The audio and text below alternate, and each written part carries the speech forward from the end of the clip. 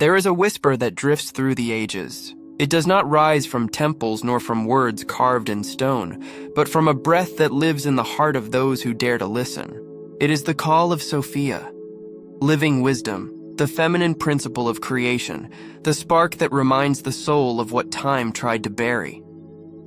She speaks in silence, and when she is heard, the inner world begins to stir, as if a forgotten flame were being rekindled. Sophia is not merely a name, she is a code of memory. In Greek, Sophia means wisdom, but what that word conceals is far greater than intellect.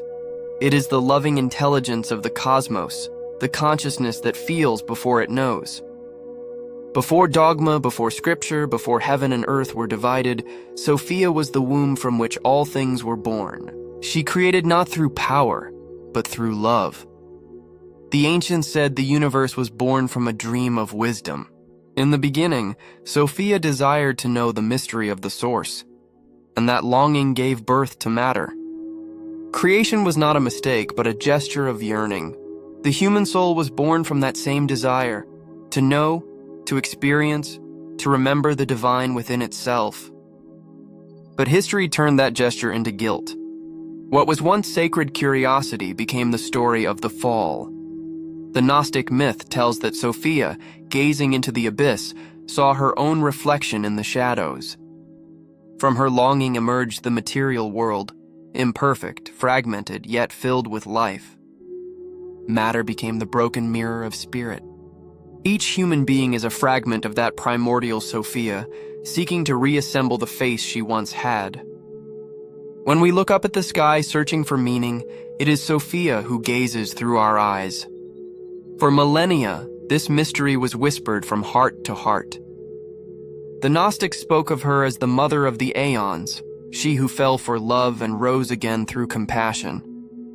In Hebrew mysticism, she became the Shekinah, the radiant presence of God dwelling among humankind. In Egypt, she was Isis, the Lady of 1,000 Names, who gathered the scattered body of Osiris to restore life. Across every culture, Sophia took a new form, yet her voice remained the same. Remember, for what you seek has always been within you. There are truths that were not hidden by accident, but by design. When power replaced mystery, the image of Sophia was silenced. The sacred feminine, the union of reason and feeling, of light and shadow, was replaced by a faith that demanded obedience instead of experience. The truth does not comfort, but it liberates. And liberation is dangerous to those who depend on control. Thus, the archetype of wisdom became forbidden, her name exiled from the tongues of the faithful. Yet Sophia never ceased to speak. Her voice flowed through the mystical hymns of Hildegard of Bingen, the visions of Teresa of Avila, the ecstatic poetry of Rumi. Even when she was unnamed, her presence lingered, like an ancient fragrance the soul could still recognize. She is the breath that moves through moments of wordless understanding, the warmth that rises in the heart when meaning is felt but cannot be explained. Sophia is intuition before thought, love before belief, silence before word. She is the feminine of the divine, not in gender but in essence, receptive, enveloping, creative. Where the masculine energy projects, the feminine receives. Where one defines, the other understands. Together they form the whole, yet for too long the world has worshipped only one side of the sacred balance. Now humanity begins once again to hear her call. The structures that imprison the spirit are crumbling, and within the fractures the principle of Sophia is re-emerging, not as a distant deity, but as an intimate remembrance. To rediscover Sophia is to rediscover the heart of the sacred itself. Perhaps that is the true meaning of awakening. To realize that redemption is not escape from matter, but love for it. Not denial of the human, but sanctification through consciousness. For as the myth says, Sophia fell out of love, and only through love can she rise again. Her call is not for the ears, but for the being. And those who hear it never fall back asleep. Sophia, a short word, yet it resounds like an eternal chord. Across empires and tongues, Her name has endured, whispering the same mystery through changing forms. The hidden principle of divine intelligence, the wisdom that feels before it speaks. To trace her name is to follow the echo of creation itself. In ancient Greek texts, Sophia was not merely an abstract idea. She was a living presence. The early philosophers saw in her the harmony of the cosmos, the invisible order that sustains all things. Heraclitus called her the logos that burns in eternal fire. For Plato, she was the reflection of the world of ideas in the mirror of the soul. But the mystics knew what the thinkers only intuited. Sophia cannot be learned. She must be remembered. Long before Greece, the same essence appeared under other names. In Mesopotamia, she was Ninmah, the Lady of Destiny, who shaped creation's clay with hands of spirit. In Egypt, she was Maat, the cosmic balance, the feather of truth that weighed the hearts of gods and men. In the Canaanite temples, she was Asherah, the sacred tree that united heaven and earth. Wherever ancient people honored life, they honored her. The feminine was not weakness, but the wisdom of gestation, the mystery of how the unseen becomes visible. When Greek philosophy met Hebrew mysticism during the Hellenistic age, Sophia gained new meaning. In the books of wisdom, Proverbs, Ecclesiastes, and the wisdom of Solomon, she is described as God's eternal companion, rejoicing beside him as he marked the boundaries of the deep. Sophia is both voice and architect, counselor and creation. Yet she also weeps, for wisdom loves, and love always carries sorrow. In some passages she speaks for herself. I was by his side, like a child at play, and I was his delight day after day. That image, wisdom as both daughter and consort, mother and companion, reveals what later theology sought to erase, that the divine has a feminine face. Sophia is the tenderness of God, the intelligence that listens, the love that shapes the world. As Christianity took form, Sophia became both revered and feared. In the Gnostic Gospels, she is the mother of the aeons, the radiant being who, moved by compassion, descends into matter to awaken the light within it. But to the rising church of hierarchy and empire, such a figure was dangerous. A god containing the feminine would be a god who needed no intermediaries. Faith would cease to be obedience and become direct experience. And so wisdom was veiled. The church fathers turned her into metaphor, replacing her name with the masculine logos. Yet truth leaves traces. In Constantinople, the grandest basilica ever built bore her name, Hagia Sophia, Holy Wisdom. Though later cloaked in imperial theology, its stones still vibrate with her essence, a temple not to doctrine but to divine understanding itself. Sophia is older than any creed. She is the remembrance that true knowledge is born not from fear, but from union, the marriage of thought and soul, reason and love. To awaken Sophia within is to remember that the sacred cannot be commanded. It can only be received. As the moon does not rule the sea but draws it gently, so wisdom does not demand worship. She invites listening. Mystics say that her name contains 4 secret elements, each corresponding to the roots of creation. The S is the breath of spirit, the O, the circle of wholeness, PH, the fire of transformation, and IA, the sound of the soul in communion with infinity. To speak her name consciously is to align oneself with the balance between the visible and the invisible, the human and the divine. For this reason, the Gnostics taught that Sophia lives in everyone. She awakens when we stop seeking outside and begin to listen within. When the mind quiets and the heart opens, wisdom speaks, not in words but in luminous understanding. The true temple of Hagia Sophia is not built of marble, but of silence. Perhaps her greatest secret is this: Sophia is a mirror. The more we gaze into her, the more we see ourselves. For wisdom is not a light that comes from beyond. It is a memory that rises from within, like a seed breaking the soil to reach the sun. To awaken Sophia is to remember that the divine has a gentle voice and a compassionate face, and that the highest form of intelligence is love. In the forgotten scriptures of the desert, where the wind speaks older truths than any language, the name of Sophia reappears, not as symbol, but as a cosmic event. Among the papyri of Nag Hammadi, written by hands that knew they would be hunted, the story of creation takes on another face. The universe, they said, was not commanded into being. It was born of longing, and that longing had a name: Sophia. Before time began, there was the pleroma, the realm of fullness, where divine emanations called aeons dwelled in harmony. Among them was Sophia, radiant and youngest, moved by the desire to know the source from which she had come. Out of love and curiosity, she gazed beyond the veil of the unknowable. But in that gaze, the infinite trembled. What she beheld was too vast for containment. Her act of yearning gave birth to something incomplete, a shadow. From that shadow emerged Yaldabaoth, the demiurge, a being powerful but blind to his origin. Ignorant of Sophia's light, he believed himself the only god and fashioned the material world in his own reflection, a distorted echo of the divine. Thus matter became a mirror fractured from spirit, and every fragment of creation carried both light and forgetfulness.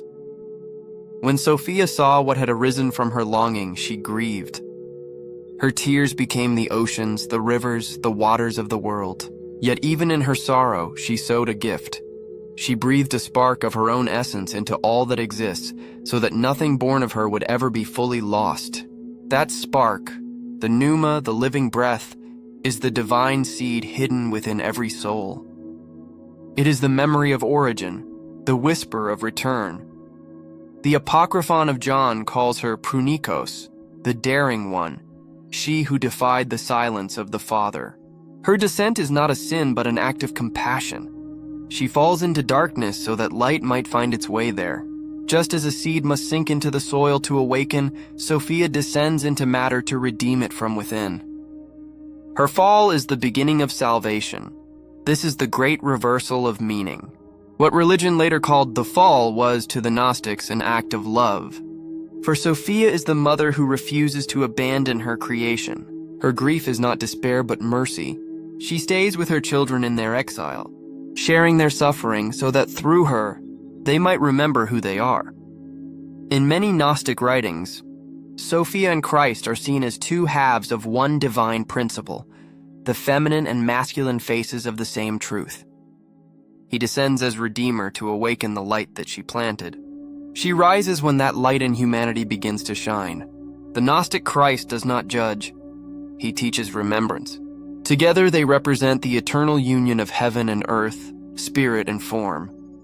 In the Gospel of Philip it is written, "When Eve was in Adam, death did not exist. When she was separated from him, death came into being. If she returns, life will return." The same pattern echoes through Sophia's myth. Separation births pain, but also the longing for reunion. All of creation is the story of that return, the journey from fragmentation back to wholeness. Sophia is therefore not just the source of wisdom, but its suffering. She is the divine heart that feels, the intelligence that loves. Her tears are not weakness, but the mercy of knowledge.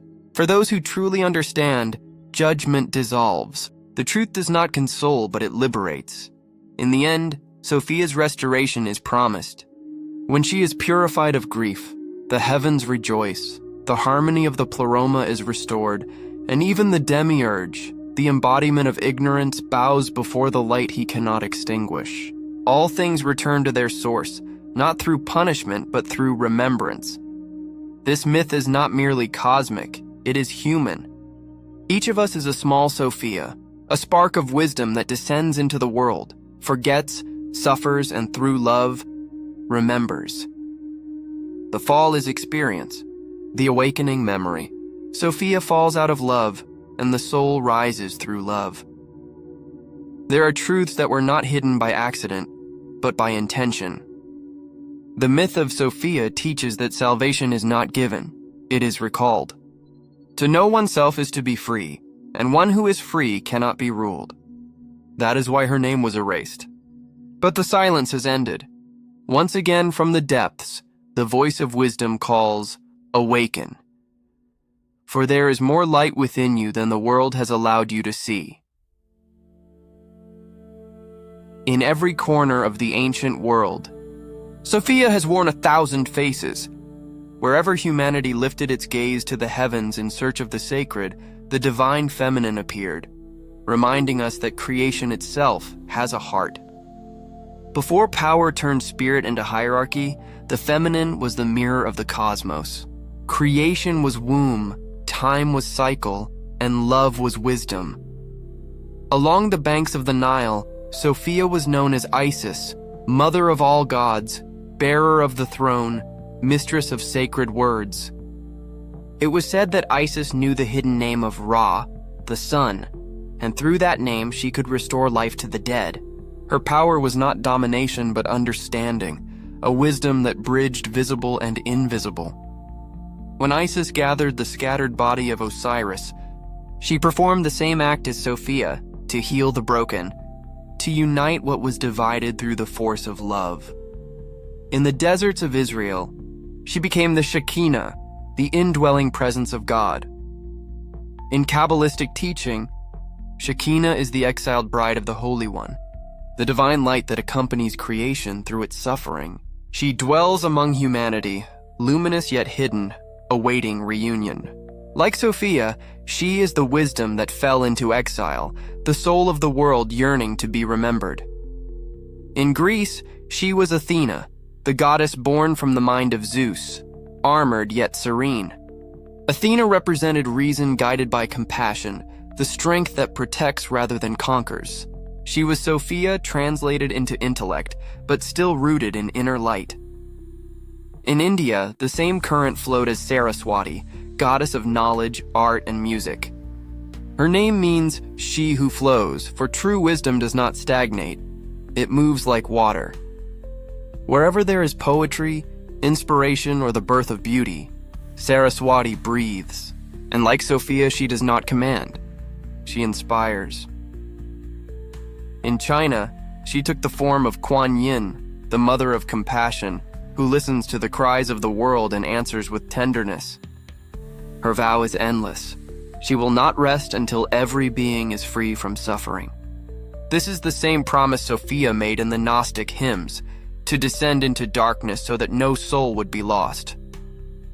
In the ancient Americas, she appeared as Ixchel, the weaver of the rainbow, goddess of healing and the moon. Among the Navajo, she was changing woman, symbol of renewal and transformation. Across all lands, the divine feminine represented the wisdom of life itself, the intelligence that births, nourishes, and restores. But as the ages passed, mystery yielded to empire. The sacred was claimed, structured, and made to serve power. Faith lost its freedom and became obedience. What had once been communion turned into control. The feminine face of the divine, the heart, the intuition, the nurturing mind, was driven underground. Isis, Shekinah, Athena, Saraswati, Kuan Yin, all were diminished. Stripped of their creative power, recast as symbols of purity without agency, humanity was taught to worship a distant father while forgetting the mother who dwells in all things. Yet the forgetting was never complete. In secret, Sophia continued to breathe. In the dreams of mystics, in the poetry of the soul, in the touch of healers who listened to the language of life itself. During the Middle Ages, her voice returned through mystics like Hildegard of Bingen, who called her the living flame that animates all. In the laboratories of alchemists, she reappeared as Anima Mundi, the soul of the world, the hidden intelligence joining spirit and matter. Sophia's archetype belongs to no single religion.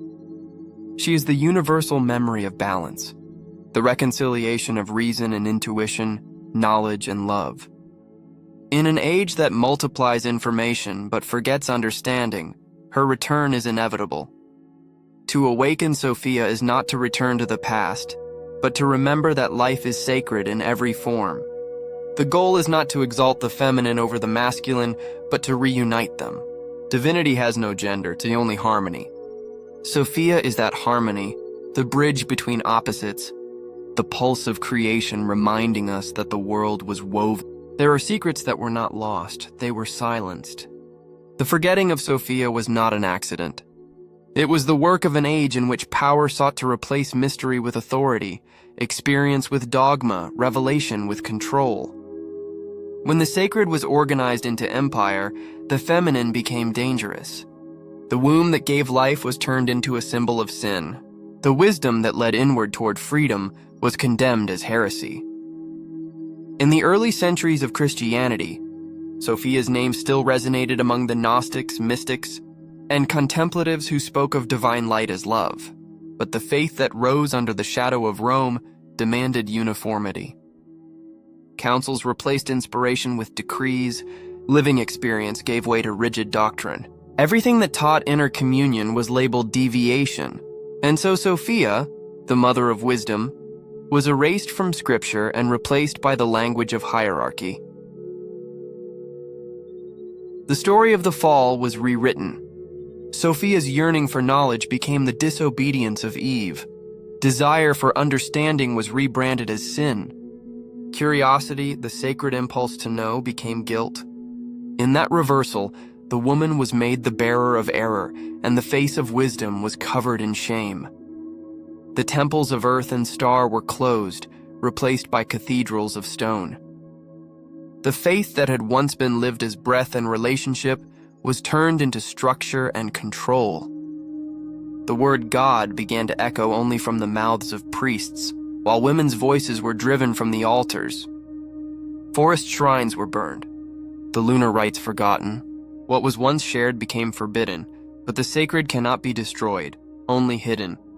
Sophia took refuge in the margins of history, in the dreams of mystics, in the visions of women who refused silence. Hildegard of Bingen called her the fiery life of divine essence. Marguerite Porete named her the love beyond measure, and for that she was burned alive. What they called faith had become a prison, and every prison fears the key that could open it. The church that once called itself the bride of Christ became instead his administrator.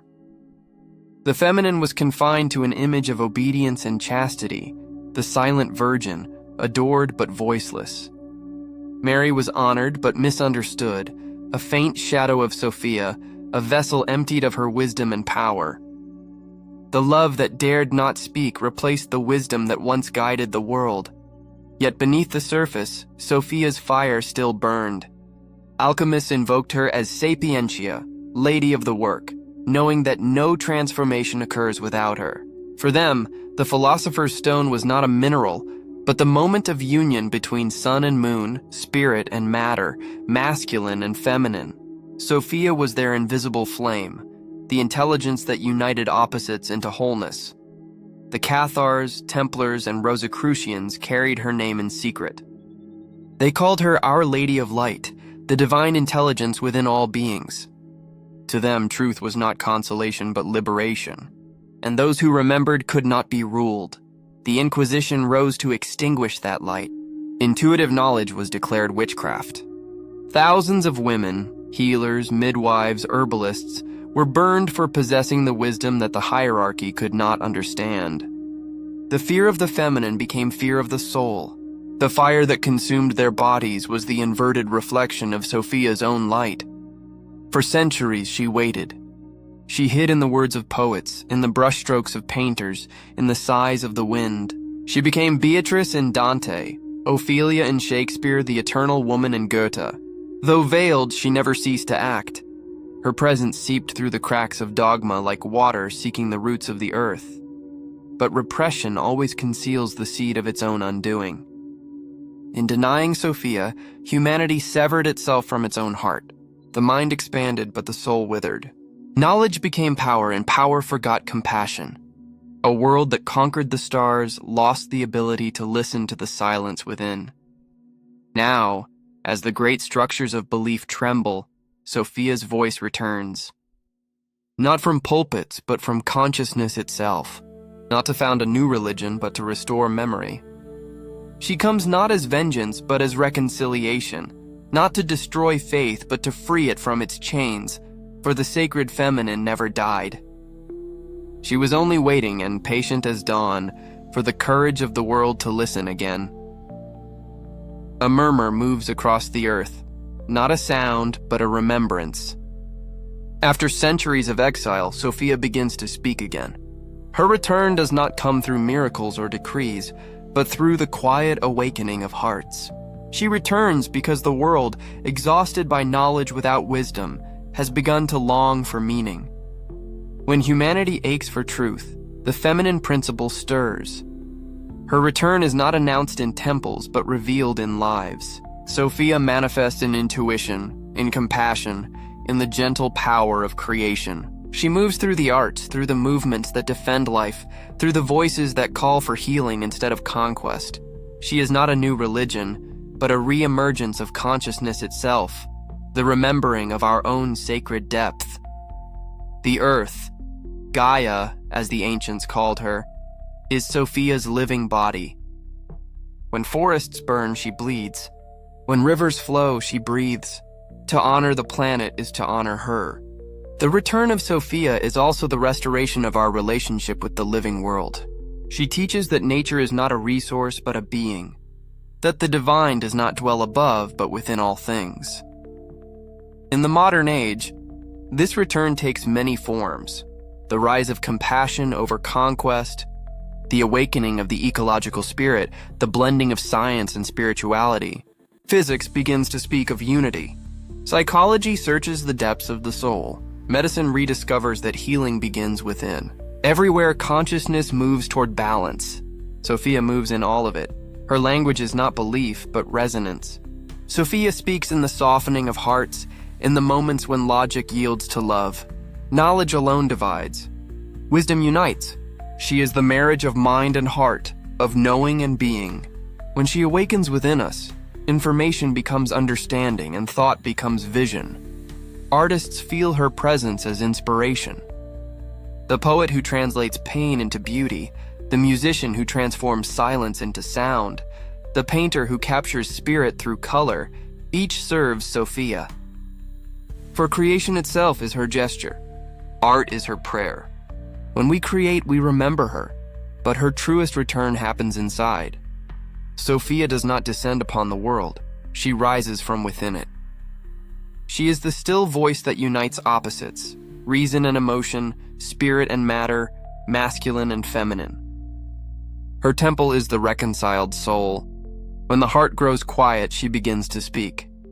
The Gnostics called this awakening anamnesis, divine remembrance.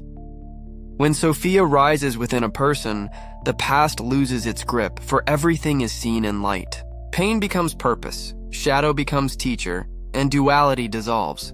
The soul remembers that redemption is not escape but realization, the discovery that we never left the source. There are truths that were not hidden by chance but by control. Institutions that claimed the sacred feared this remembrance, for an awakened heart needs no mediator. To remember Sophia is to reclaim inner authority. To awaken is to lose illusion. Sophia does not demand worship. She invites awareness. Her altar is consciousness, her ritual is life itself. She does not promise paradise, she reveals it. Her voice is the sound of truth returning to the human soul. Now she moves through the world again, in the women reclaiming their sacred power, in the men learning tenderness, in the children who speak of love without fear. Sophia rises like dawn, quietly, irresistibly. She does not command. She calls. Her return is not the birth of a new faith, but the rebirth of feeling. For when we feel, we remember. And when we remember, we awaken. Sophia never left the world. We were the ones who forgot how to see her. And now, as the silence deepens, she whispers once more, "I was here all along."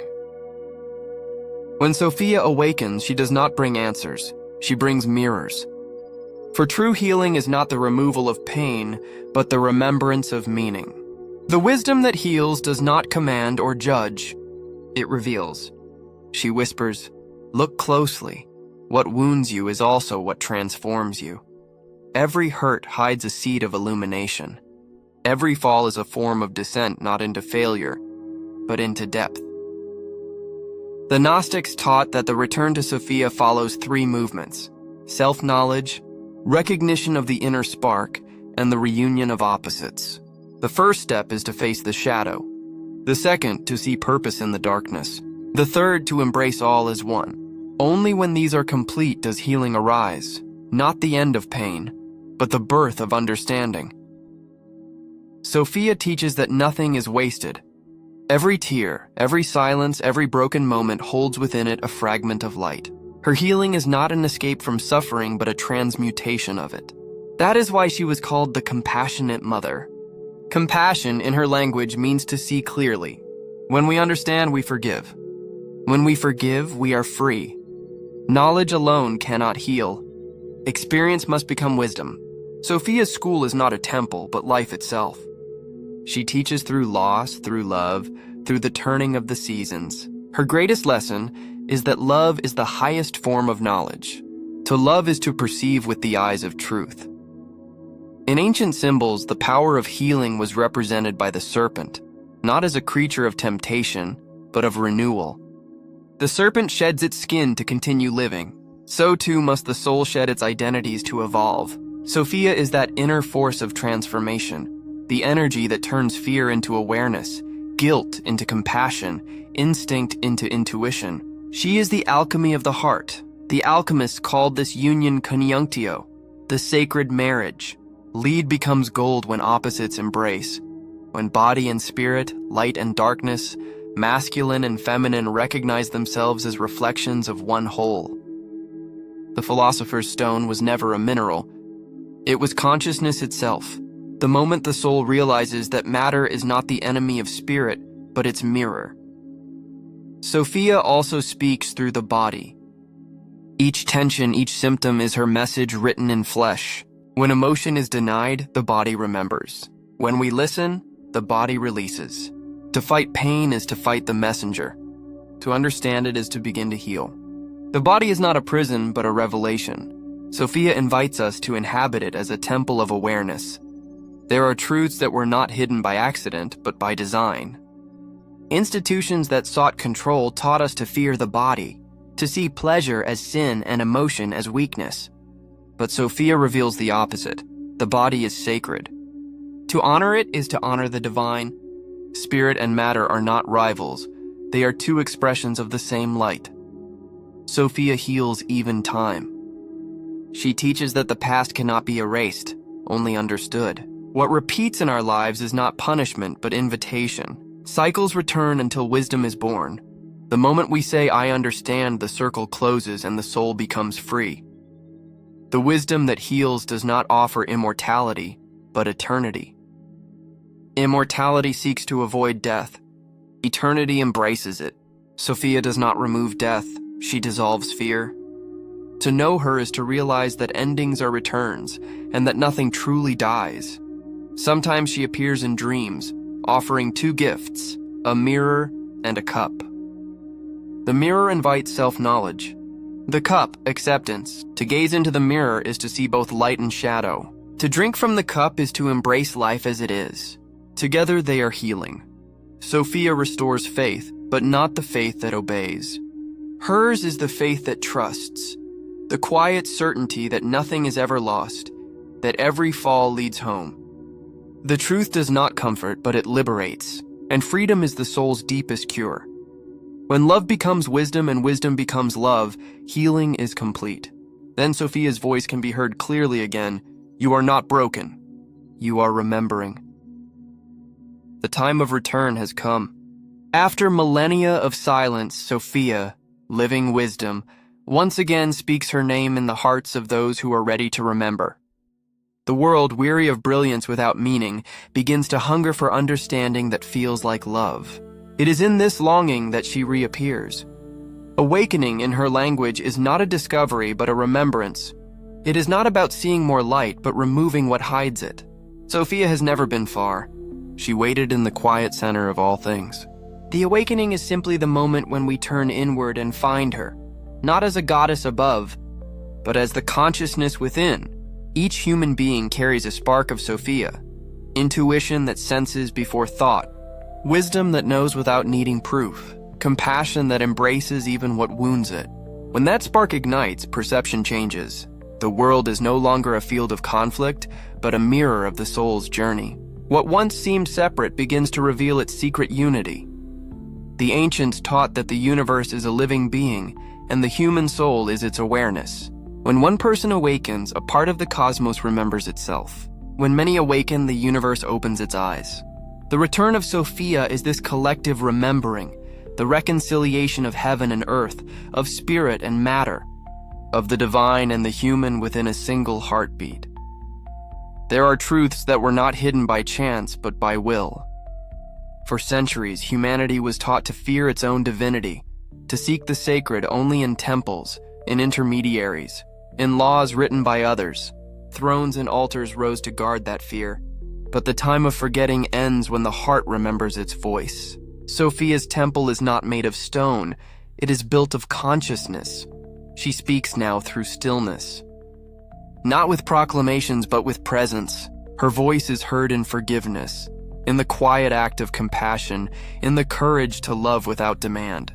Each gesture of kindness, each moment of understanding, is a flame of Sophia reigniting in the world. Awakening is not escape from the world, but return to it with sacred eyes. Sophia teaches that spirit and matter are not opposites, they are lovers. Humanity has not fallen. It is in the process of remembering. When we cease to divide sacred from profane, light from shadow, we discover that everything was holy all along. Then duality dissolves. There is no longer high or low, pure or impure, light or dark, only the rhythm of life itself flowing as one. Sophia is that rhythm, the pulse of creation aware of its own eternity. Through every heart, she learns to love herself again. At the end of the journey, Sophia is not found in temples or scriptures, but in mirrors.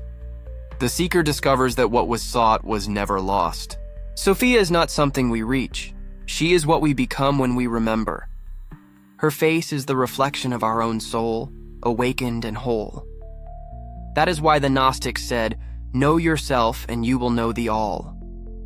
Wisdom is not accumulation. It is revelation. The truth does not console, but it liberates. And liberation is the flowering of divine remembrance. Sophia does not bring a new world. She reveals the world that has always been. Every act of compassion, every moment of awareness reshapes creation. Paradise was never gone. It was only unseen. When knowledge becomes love and love becomes knowing, the universe looks into our eyes and recognizes itself. Sophia smiles, not from heaven, but from the still center of every heart. She never left. We had only forgotten. Now, as silence returns to the world, her voice can finally be heard again. Do not seek me. I am within you. And deep down, you have always known it. You only needed to remember.